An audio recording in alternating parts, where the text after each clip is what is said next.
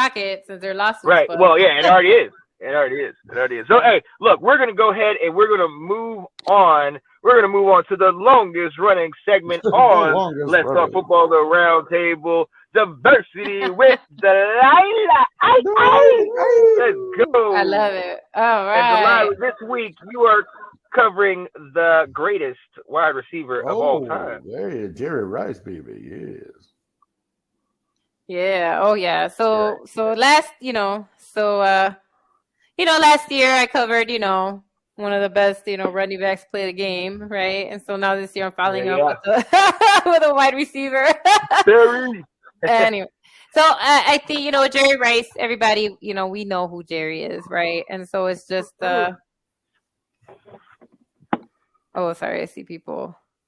Yeah, I'm sure people are still commenting. Sorry. Right. All right. I guess you guys were waiting for us to finish our piece. But anyway, so Jerry Rice was born and raised in Mississippi, right? He's a Southern boy. Yeah. And his mama, I guess, actually didn't want him to play football in high school. Like, cause sometimes, moms could be like that, right? Injuries, different things, or they want you to focus on school, whatever. So, play the foosball. Yeah. Right? Yeah, exactly. He's the devil. That's hilarious. So yes, but I guess sophomore year, he was playing hooky, and he was playing hooky. The principal caught him, but he sprinted away, and so he was so fast. I guess to decide to take. And honestly, I wish that more people would do this. So instead of like suspending him or whatever like that, they took the fact that, hey, this guy's quick, and basically were like, maybe you should be on the football team. So obviously, So they convinced his mom, like, hey, this might be a good idea. And so sophomore year, he did play football in high school. He's one of the fastest kid. And he also played basketball and track and field when he was in high school. But it's when he enters, HBCU, Mississippi Valley State University, right? And HBCUs are huge because, as we know, it's very difficult for HBCU players, even though we know a lot of them are like top tier athletes to get into the NFL. There's a lot of reasons that there's barriers, which is why I'm glad ex-NFL players have gone back and are supporting HBCUs more than ever, because there's a lot of talent on there that often gets overlooked. So that's kudos to a lot of those guys going back. So basically, he attended Mississippi State, as I said, Valley State University. He was nicknamed the World due to his ability to catch anything near him, right? And so that was his nickname. Yeah, that was his nickname in college. Because he caught like his sophomore year, which is more when he touched the ball more. Because he did enter his freshman year and played with, Toden, another elite, quarterback that probably don't know if a lot of people know who he is, but he did. He's very known across the NCAA. And so basically that's what they called him the World, and so his sophomore year, and I see why I would say that, right? He caught six passes for 1,133 yards and 7 touchdowns. Okay, this was just year 2. Oh, wow. Yeah. And I guess him and Totten were so good that they were called like the Satellite Express, right? Because they always connect. They also set numerous records under, Coach Archie Cooley, right? He was called the Gunslinger in his day, another one. So, like, you had a lot of kind of known people in the, in the 70s and 80s, that were known around the colleges. It's like the name Archie Cooley. That's a great name. Yeah. Isn't it? And then his nickname is the Gunslinger on top of it, right? Archie so Cooley. I like it. Right. Okay. So that was his sophomore year. Then his junior year, that's when he really started adding a lot of other NCAA records, right? So he caught 102 receptions that year with 1,450 yards, and he was named a first-team Division IAA, right, All-American. He also set a single-game NCAA record by catching 24 passes against Louisiana's Southern University. Oh, wow. As a senior in 1984, he broke his own Division IAA records for receptions. There you go. With 112 and 1,845 receiving yards. So again, that's why they called him the World, right? We're starting to see Yeah. His 27 touchdown receptions in that 1984 season set the NCAA record for all divisions. Yeah, isn't that crazy? Exactly.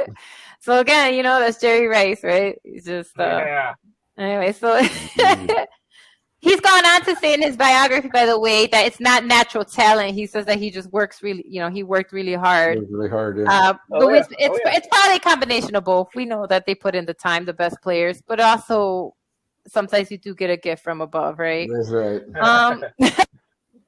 So there's that, right? So anyways, his senior year again, Rice caught 17 passes for 199 yards against Southern, 70 for 294 against Kentucky State, 50 for 285 against Jackson State, scored 5 touchdowns in a single game twice that year. Wow. Rice was named to every division IAA All-American team, including the Associated Press squad, and finished 9th in the Heisman Trophy ballots. Wow. Like, see who the other 8 guys were ahead of him. I was trying, but I was gonna look that up too, but I was like, oh my god, I have too much to say on Jerry Rice, so I have to look at that later. Rich Cooley. Yeah, I have to look at that. So yeah, so he came in 9th. So in the Blue Gray Classic All-Star game, played on Christmas Day, he earned MVP honors. Sure. He finished his college career totals with 301 catches for 4,693 yards and 50 touchdowns. Oh wow. His NCAA record for total career touchdown receptions stood until 2006 when it was broken by David Ball from University of New Hampshire. Wow, New Hampshire, huh? Look at that. Yeah, he caught 51 apparently. There it goes. He beat him by 1, right? David it's always Ball. Wow. Yeah. New Hampshire. I didn't even know they had a football team. There we go. Right, exactly. So Rice is also a member of Phi Beta Sigma. He, fraternity of the Delta Phi chapter. We know how it is with HBCU, right? Fraternities are big deals. In the spring of 1999, the school actually renamed their football stadium from Magnolia Stadium to Rice Totem Stadium in honor of Rice and Totem. Right.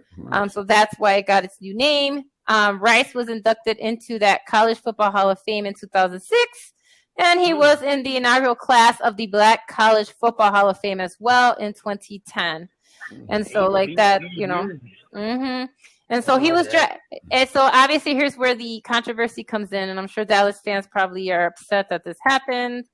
The 1985 draft. So the 1985 draft, Rice record-breaking season at Mississippi Valley State College caught the attention of a lot of NFL scouts. So that's what I'm saying. So we know, again, as I mentioned, and as obviously Sean, a few others, how much more challenging it is for HBCU players to get looked at.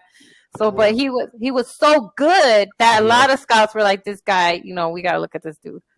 Right. And so in that draft, the Dallas Cowboys and the San Francisco 49ers were the 2 teams that really, really looked at him the most and really wanted him. And so in that 1985 draft, Dallas had the 17th selection, and San Francisco was last because they won the Super Bowl, right? The year before. Yeah. Right. And so they were last. However, on draft day, the 49ers traded its first 2 picks to the New England Patriots first round choice to get the 16th selection overall. Wow. And beat nice. And Washington said thank you. And the 49ers history. Yeah, exactly. We know they went out to win a whole bunch of Super Bowls with him afterwards. Was like, right? oh, come on. Yeah. Anyway, Washington said thank you for that one. Yeah, so Dallas was 17th.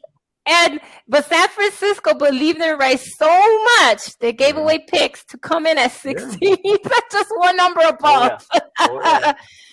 To then draft, Jerry Rice as a 16th overall player, right? Oh my God.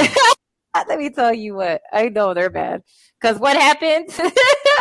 his rookie season, he was NFC Offensive Rookie of the Year, right? Because he recorded, 49 catches, for 927 yards, where he was averaging 18.9 yards per catch. We were just talking about Kupp, right? Who was averaging 14. He was averaging 18.9 yards. Yeah, Jerry Rice still took that L in the '85 championship game against the Bears. So I know. I was. Wow. Take that. And then what happened the next time you saw them? He beat us. He beat us good. I didn't ask you all that. I'm not. You're jumping ahead. You're jumping ahead of me right there. But that was coming up soon enough. My bad. He did. No, but you're right. He did come in and whoop their butt.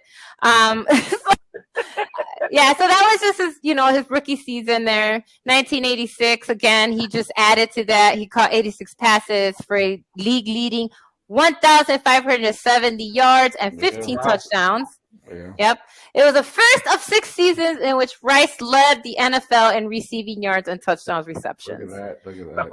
Yeah. In 1987, he was MVP, but not the traditional one. He was MVP for Newspaper Enterprise Association, right? So it wasn't like, That was a strike year, also. Yeah, it was. The scabs. Yeah, so kind of a shortened season and like the whole. Yeah, it was. Yeah, so that's So basically, that's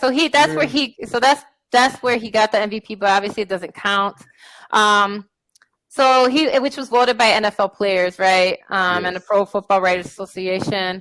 The AP deemed him the Offensive Player of the Year. He was also awarded the Burt Bell Award from the Maxwell Football Club as the NFL Player of the Year. So he got all these other kind of MVP type stuff that wasn't officially MVP. He played only 12 games because, as we said, that's when the strike happened.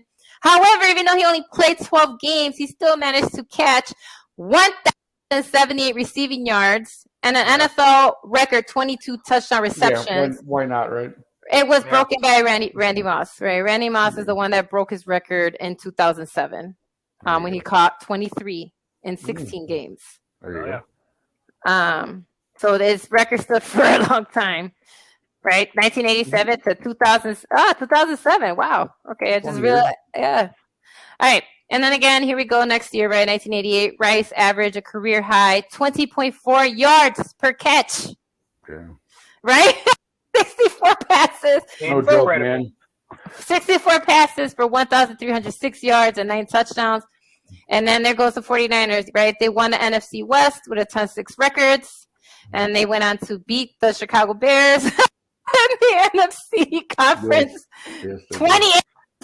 They whooped their butts. And again, then they went on to beat the Cincinnati Bengals, right? And so they won the Super Bowl that year. The Super Bowl of '81. Yeah, so they won, right? And he also won Super Bowl MVP honors. He was the third wide receiver to ever earn that, because as we see, for some reason, it's very hard for wide receivers to get MVP in general. I don't see why, but okay. Sure. Yeah, I either, to be honest. That's so they're very dependent on the quarterback. Yeah, I know, but still. Yeah. Somebody got to catch the ball that he throws. Anyway, That's Lamar Jackson. So he did get, so again, he got Super Bowl MVP honors. Then in 1989, they went back.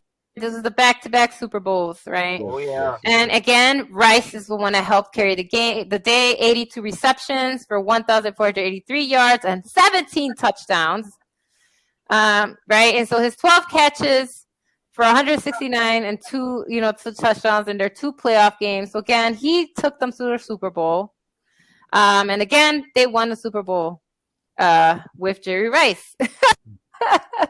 And that's where San Fran got their 3rd Super Bowl, right? So again, just monster on the field. Again, continue 1990, just more, right? 100 receptions, 1,502 yards, receiving touchdowns 13. Became the first player to lead the NFL in all 3 categories in the Super Bowl era. Oh wow! Only Sterling Sharp, Steve Smith Sr. Have managed that feat since. Okay. Yeah, in a Week 6 matchup against the Atlanta Falcons, Rice caught a career best 5 touchdowns. No. San Francisco finished this year with an NFL best 14-2 record, but they didn't repeat. Right, they actually didn't move on to the Super Bowl. They lost to the Giants. Right. But he did make it again. Right, Rice made it back to the Super Bowl with the 49ers in '94. Yes. And again, he caught 112 receptions for 1,499 yards and 13 touchdowns. And that's where San Francisco won another Super Bowl. They beat the Chargers, right? Yeah. That was the 55-10 Super Bowl? Yeah. No, it's 49-26. 55-10 was against the Broncos. You're right. Yeah, you're right. Okay. So, again, they won another Super Bowl, right? Super Bowl 29. He recorded 10 receptions for 149 yards and 3 touchdowns, even though he had a separated shoulder for much of that game. Mm-hmm. Yeah. So he was. Yeah. So basically, he's just, and unfortunately, that's where he kind of started getting more injuries and stuff. So, the 97 season. So right after that, he tore his anterior cruciate, right, and medial and his collateral ligaments in his left knee. That was when Warren Sapp of Tampa Bay, you guys know this hit, right? He grabbed him by the face mask and wrenched him to the ground. Yep, Warren Sapp brought him down. Yep, brought him down through his face mask. The injury broke his streak of 189 consecutive games because he was just playing all the time. Yep. But that Warren Sapp injury messed that up, and he didn't come back until 14 weeks later. He scored a touchdown 14 weeks after that, but he came down. He came down with a catch, and he cracked his patella in his left knee sac. Yeah. So again, he was forced to miss the Pro Bowl that year because he actually made the Pro Bowl almost every single year. But that year, with all his injuries, he couldn't do it. So he got traded in 2001, and we know why, right? T.O. showed up on the scene, and so once T.O. showed up, San Francisco was on that rebuilding, and they decided to kind of build around him. And so he was traded. They signed him, they traded him to Oakland. So he went to the Raiders team, who was coming off an AFC loss because, he formed one of the oldest receiver duos with Tim Brown that year. Yeah. But even though he was injured, he's still in 2002. He caught 92 passes for 1,211 yards, 7 touchdowns, and that's where he went back to the Pro Bowl. He assisted Oakland to an AFC championship and an appearance in the Super Bowl. They lost though, but still took them to the Super Bowl, and they lost to they lost to Tampa. So that was Super Bowl. Yeah. After Tony Dungy built that team, yeah. Yep. So that's what happened there. Then after that, in 2002 against the Denver Broncos, Rice scored his 200th career touchdown, and that's where he passed Walter Payton to become the NFL's career leader in total yardage. So he broke Walter Payton's record there. He got traded in 2004 to Seattle, and that's kind of where it started kind of trickling down, right? So that's kind of where he decided to kind of retire. So even though he signed, he went to the Broncos, but he actually never played. He officially announced his retirement in 2005, but the 49ers obviously were not going to let him go out like that. So, they signed him in 2006 just to allow him to retire as a 49er, which I think obviously you should do when a man takes you to the Super Bowl 3 times. Yeah. So basically he officially retired on August 24 after signing a single-day contract. They awarded him $1,985,806.49, but there's meaning in that. The 1985 is when he was drafted. The 80 that's in this number is the year he retired, and the 49 cents is obviously for the 49ers. And so Rice played more games. He played more games than any non-place picker or punter in NFL history, playing 303 games overall. Wow. So he balled out. Yeah, he balled out, right? 20 seasons total in his career with 1,549 career receptions, 22,895 receiving yards, 14 1,000 yard seasons, 208 total touchdowns. Right. Again, he went to he had 11 All Pro Bowl consecutive seasons, voted to the Pro Bowl 13 times, is also a member of the NFL's all-decade teams of the 1980s and 1990s, as well as made the NFL's 75th anniversary team, as it should be. In 1999, Rice was ranked number 2 on the list of the greatest football players of all time behind Jim Brown. Yeah. So again, just he's just how do you not, right? In 2000, he won an SP award for Pro Football Player of the Decade for the 1990s. November 4th, 2010, he was ranked number 1 on the top 100 NFL greatest players. So different, magazine. Every magazine has different stuff. And then, of course, in 2011, the Sports Network, that's when they inaugurated the Jerry Rice Award to be given each year to the most outstanding freshman in the football championship division, which was formerly the IAA. And then he went into the Football Hall of Fame, obviously the first time he was eligible in 2010. There's no way he wasn't going to be inducted, right? And so as soon as he was eligible to be in the Pro Football Hall of Fame in 2010, the ballot was cast and he was in. And then the 49ers, as we know, retired his number 80 jersey. And so Jerry Rice, guys. Jerry Rice. One of the best. Jerry. Right, I know, right? Jerry. Anthony makes me laugh because I know, again, fraternities are big deals. Yeah. Handy. I get it. But yeah, so that's why I knew that you would like that little tidbit about the 49ers beating Dallas to draft him. So. Oh, good. See, that's what I'm saying. Gotta support HBCUs, man. Yeah.